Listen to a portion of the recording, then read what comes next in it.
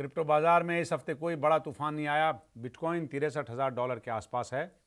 Ethereum $1900 के करीब है और दूसरे बड़े कॉइन्स भी बहुत ज़्यादा ऊपर नीचे नहीं हुए हैं। लेकिन बाजार के पीछे की कहानी बेहद दिलचस्प है। जापान ब्याज दर बढ़ाने की तैयारी कर रहा है। अमेरिका में क्रिप्टो क्लैरिटी एक्ट सितंबर में आगे बढ़ाने की तैयारी है। साउथ कोरिया क्रिप्टो पर नियम और सख्त करने जा रहा है। दूसरी तरफ bank of England stable coins को ट्रेडिशनल फाइनेंशियल सिस्टम के साथ इस्तेमाल करके देख रहा है। और भारत इस हफ्ते क्रिप्टो से जुड़ी कोई बड़ी मार्केट मूविंग खबर नहीं है। लेकिन इसका मतलब ये बिल्कुल नहीं कि भारत में कुछ हो ही नहीं रहा। ये तूफान से पहले की शांति हो सकती है। सरकार और रेगुलेटर्स क्रिप्टो पॉलिसी पर लगातार सोच विचार कर रहे हैं। नमस्कार, मैं हूं पवन कुमार और आप देख रहे हैं ब्लॉक टॉक इंडिया।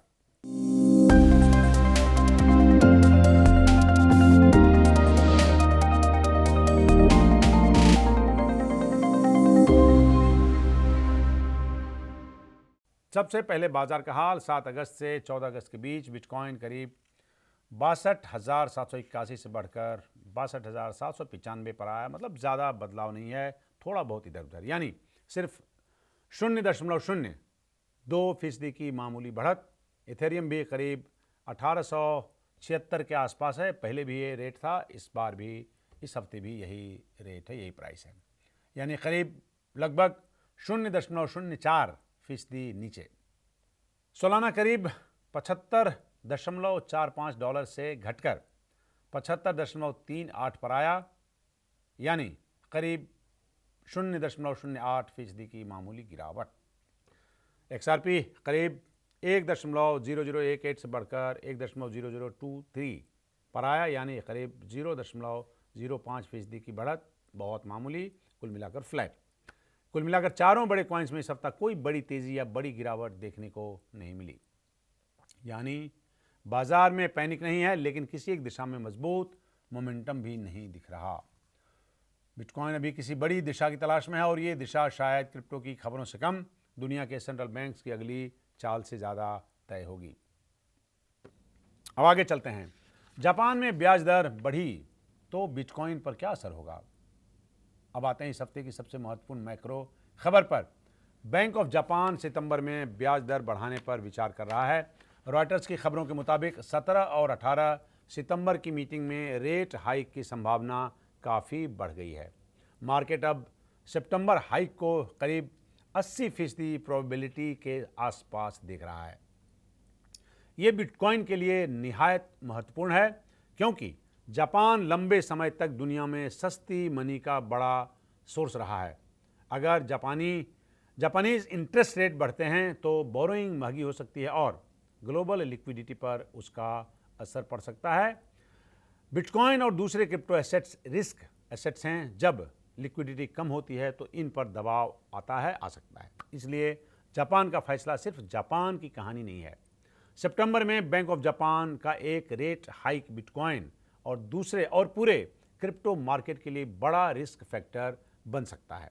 और अब अमेरिका की बात। व्हाइट हाउस के digital assets adviser Patrick Witt ने कहा है कि ट्रंप एडमिनिस्ट्रेशन क्लैरिटी एक्ट को सितंबर में आगे बढ़ाने के लिए कमिटेड है। ये क्रिप्टो इंडस्ट्री के लिए बड़ी खबर है, क्योंकि इस कानून का मकसद डिजिटल एसेट्स के लिए अमेरिका में रेगुलेटरी फ्रेमवर्क को ज़्यादा स्पष्ट करना है। अभी बड़ा सवाल यह है कि कौन सा टोकन सिक्योरिटी है, कौन कमोडिटी है और किस रेगुलेटर की निगरानी में आएगा। अगर कानून आगे बढ़ता है तो इंस्टीट्यूशनल इन्वेस्टर्स के लिए अनसर्टेनिटी कम हो सकती है। लेकिन एक बात याद रखनी ज़रूरी है, सितंबर में कानून को आगे बढ़ाने की कमिटमेंट और कानून का पास हो जाना दोनों दो अलग अलग बातें हैं। इसलिए XRP के दोगुना होने जैसे प्रेडिक्शन को प्रेडिक्शन ही समझना चाहिए। असल खबर यह है कि अमेरिका क्रिप्टो रेगुलेशन को ज़्यादा स्पष्ट करने की दिशा में आगे बढ़ रहा है, काम कर रहा है और मार्केट इसे पॉजिटिव सिग्नल मान रहा है। अब बिटकॉइन से जुड़ी एक और बड़ी कॉर्पोरेट खबर। स्ट्रेटजी, जो बिजनेस इंटेलिजेंस और इंटरप्राइज सॉफ्टवेयर फर्म है, इसने 3 से 9 अगस्त के बीच 1690 बिटकॉइन बेचे। कंपनी को इससे करीब $108.6 मिलियन की प्राप्ति हुई और एवरेज सेलिंग प्राइस करीब $64,262 डॉलर प्रति बिटकॉइन रहा। पहली नज़र में ये बिटकॉइन के लिए बेयरिश खबर लगती है, क्योंकि स्ट्रेटजी बिटकॉइन खरीदने और अपने बैलेंस शीट पर रखने के लिए जानी जाती है। लेकिन पूरी कहानी लगभग अलग है। ये बिक्री बिटकॉइन से लॉन्ग टर्म दूरी बनाने के तौर पर नहीं की गई थी। बिक्री से मिली रकम का इस्तेमाल कंपनी ने अपने प्रेफर्ड स्टॉक की रीपरचेज के लिए किया। इसलिए इसे strategy has turn bearish on bitcoin कहना ठीक नहीं होगा। लेकिन मार्केट इस खबर को नज़रअंदाज भी नहीं करेगा। बड़े बिटकॉइन होल्डर्स भी अब अपनी लिक्विडिटी और बैलेंस शीट को एक्टिवली मैनेज कर रहे हैं, और यही इस खबर का असली मतलब है। और अब क्रिप्टो मार्केट की दूसरी तस्वीर। 1KX की रिपोर्ट के मुताबिक 2026 की पहली छमाही में क्रिप्टो इंडस्ट्री का कुल रेवेन्यू 23% साल दर साल गिरकर करीब $47 बिलियन रह गया। CX, डेरिवेटिव्स और मार्केट मेकिंग जैसी एक्टिविटीज़ से रेवेन्यू में करीब $5.2 बिलियन की कमी आई। डिफी रेवेन्यू में भी लगभग $1.8 बिलियन की गिरावट दर्ज की गई। डिफी बोलते हैं डिसेंट्रलाइज फाइनेंस को। ये खबर इसलिए महत्वपूर्ण है, इसलिए अहम है, क्योंकि क्रिप्टो की कहानी सिर्फ बिटकॉइन की कीमत नहीं है। इस पूरे इकोसिस्टम में एक्सचेंजेस, डेरिवेटिव्स, प्लेटफॉर्म्स, डिफी प्रोटोकॉल्स और दूसरे फाइनेंशियल बिजनेस हैं। अगर ट्रेडिंग एक्टिविटी और ट्रांजैक्शन फीस घटती है तो इन बिजनेसेस की कमाई भी घटती है। यानी एक तरफ इंस्टीट्यूशनल मनी क्रिप्टो की तरफ आ रहा है, लेकिन दूसरी तरफ इंडस्ट्री की ऑपरेटिंग रेवेन्यूज़ लगातार कमज़ोर है। साफ शब्दों में क्रिप्टो में इंटरेस्ट है, पैसा है, लेकिन हर क्रिप्टो बिजनेस अभी पैसा नहीं बना रहा। साउथ कोरिया से इस हफ्ते क्रिप्टो रेगुलेशन की 2 महत्वपूर्ण खबरें आई हैं। पहली, ओवरसीज़ क्रिप्टो ट्रांसफ़र पर निगरानी बढ़ाई जा रही है। रजिस्टर्ड एक्सचेंजेस को ट्रांसफ़र के रिस्क के आधार पर जांच करनी होगी और हाई रिस्क काउंटर पार्टीज़ के साथ ट्रांसफ़र्स रोके भी जा सकते हैं। दूसरी खबर और ज़्यादा दिलचस्प है। साउथ कोरिया की सुप्रीम कोर्ट ने ऐसे रूल्स प्रस्तावित किए हैं जिनके तहत कोर्ट ऑर्डर मिलने पर एक्सचेंजेस को डेटर की क्रिप्टो होल्डिंग्स की जानकारी 7 दिन के भीतर देनी पड़ सकती है। इसके बाद एसेट्स को फ्रीज और ज़रूरत पड़ने पर लिक्विडेट किया जा सकता है। प्रस्तावित रूल्स अक्टूबर में लागू हो सकते हैं। इसका बड़ा मतलब यह है कि क्रिप्टो अब कानून से बाहर की संपत्ति नहीं है। दुनिया उसे फाइनेंशियल और लीगल सिस्टम के अंदर ला रही है। अब एक ऐसी खबर जो क्रिप्टो के भविष्य की तरफ इशारा करती है। बैंक ऑफ इंग्लैंड का digital pound lab stable coin और पोटेंशियल डिजिटल पाउंड को क्रॉस बॉर्डर फाइनेंस में इस्तेमाल करके देखने जा रहा है।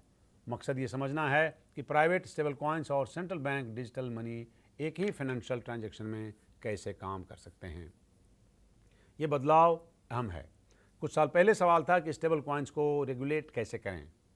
अब सवाल है कि स्टेबल कॉइन्स का इस्तेमाल फाइनेंशियल सिस्टम में कैसे किया जाएगा। अगर ऐसे एक्सपेरिमेंट सफल होते हैं तो स्टेबल कॉइन्स सिर्फ क्रिप्टो ट्रेडिंग का माध्यम नहीं रहेगा, उनका इस्तेमाल इंटरनेशनल पेमेंट्स और ट्रेड फाइनेंस में भी हो सकता है।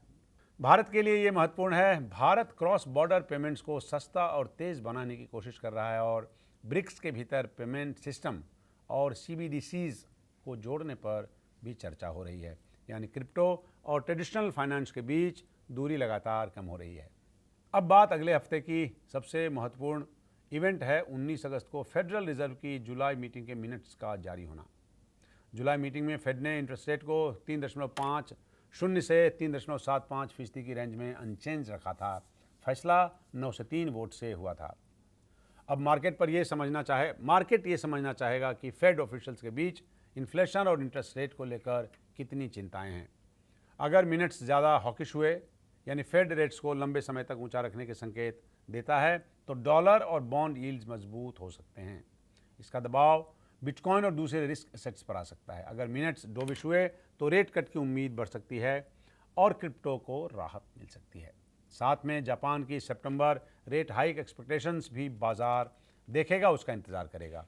यानी अगले हफ्ते क्रिप्टो इन्वेस्टर्स की नज़र फेड और बैंक ऑफ जापान दोनों पर रहेगी।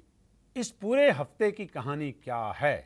क्रिप्टो मार्केट फिलहाल किसी एक दिशा में नहीं जा रहा। एक तरफ क्लैरिटी एक्ट, इंस्टीट्यूशनल पार्टिसिपेशन और स्टेबल कॉइन एडॉप्शन जैसी पॉजिटिव खबरें हैं। दूसरी तरफ जापान की संभावित रेट हाइक और क्रिप्टो इंडस्ट्री की गिरती रेवेन्यूज़ चिंता पैदा कर रही है। साउथ कोरिया क्रिप्टो को ज़्यादा टाइटली रेगुलेट कर रहा है, जबकि bank of England stable coins को फाइनेंशियल सिस्टम में इस्तेमाल करके देख रहा है। और भारत, इस हफ्ते कोई बड़ी क्रिप्टो मार्केट मूविंग खबर नहीं है, लेकिन इसे खामोशी मत समझिएगा। ये तूफान से पहले की शांति भी हो सकती है। भारत में सरकार, रेगुलेटर्स और पार्लियामेंट के स्तर पर क्रिप्टो और डिजिटल एसेट्स को लेकर चर्चाएं जारी हैं। अभी तस्वीर साफ नहीं है, लेकिन ये साफ है कि क्रिप्टो पॉलिसी का सवाल ख़त्म नहीं हुआ है और जल्द ही कुछ नया देखने को मिल सकता है। अगले हफ्ते फेड मिनट्स और जापान की रेट एक्सपेक्टेशंस पर नज़र रखिए, क्योंकि बिटकॉइन की अगली बड़ी चाल शायद किसी क्रिप्टो एक्सचेंज से नहीं, किसी सेंट्रल बैंक के फैसले से तय होगी। इसी के साथ आज के ब्लॉग टॉक इंडिया में इतना ही। मैं हूं पवन कुमार और मिलेंगे अगले हफ्ते क्रिप्टो की दुनिया की बड़ी खबरों और उनके असली असर के साथ। हाजिर होंगे आपके सामने। नमस्कार।